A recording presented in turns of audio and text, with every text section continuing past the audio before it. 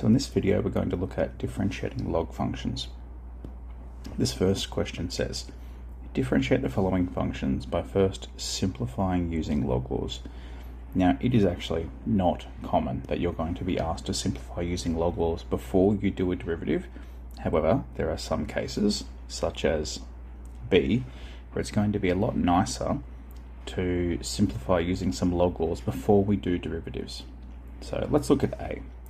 A is actually the reverse of that scenario, where I think, personally, if I was to use log laws to split this up, I think it's actually going to be worse to differentiate, but that's just me being picky. So I can write this as 3 ln 2 plus 3 ln x. So all I've done is I've separated this 2x component in here into an ln 2 and an ln x, and because I am multiplying by this coefficient of 3, that has to go on both parts. So 3 ln 2, that's just a number, and as we know, the derivative of just a number just becomes 0. It goes away. The next part is 3 times the derivative of ln x. The derivative of ln x is just 1 over x. So what we end up getting is 3 over x as our derivative.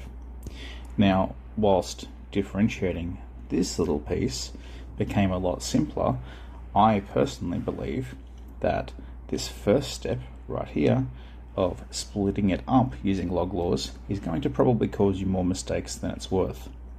Now let's look at question B. The reason why you'll benefit from log laws in a question like this is this function can also be written as x to the half. Now when you have a power up here inside your log, what that means is this power can be brought out the front, and of course vice versa. If I wanted to, I could bring this 3 here out the front and make that part of my power as well. However, my goal is I want to get rid of that half.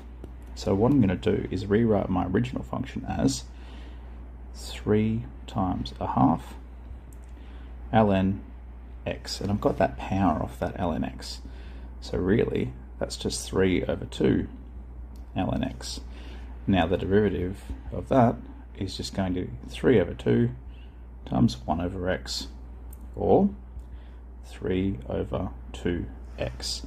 Now that is certainly nice and easy to derive, and I believe that the log law skill of taking something from being a power, like we had up here, to becoming out the front as a coefficient is definitely a useful skill to make derivatives of logs simpler.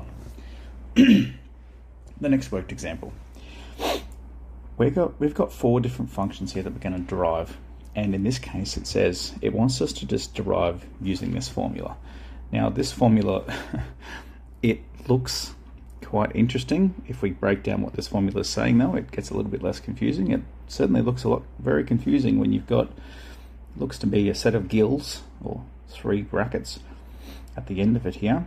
Now all this is saying is the derivative of any log is 1 over whatever is in your brackets times by the derivative of what's in your brackets, right? And then we simplify down.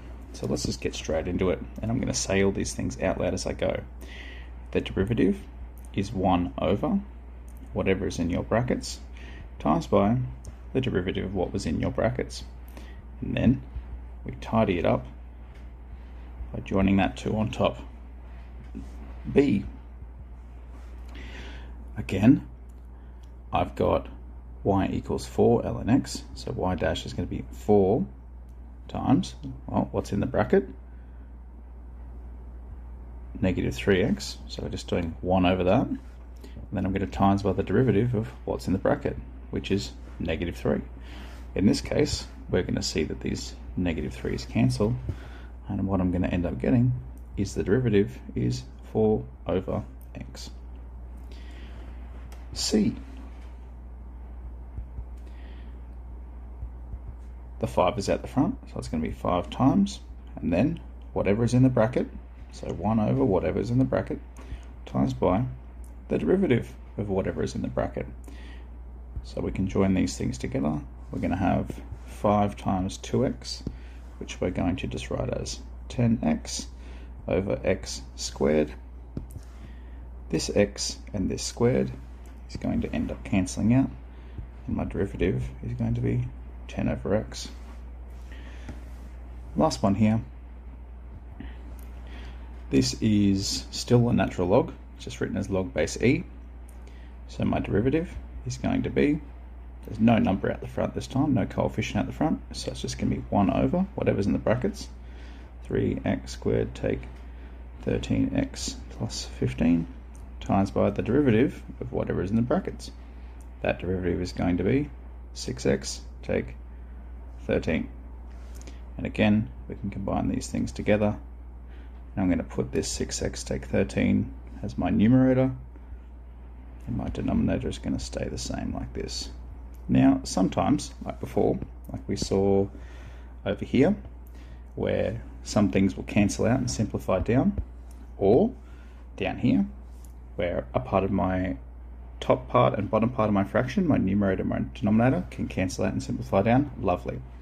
In this case over here, I might be able to factorize this quadratic and take out some sort of common factor that relates to 6x take 13, and then cancel out some common factors.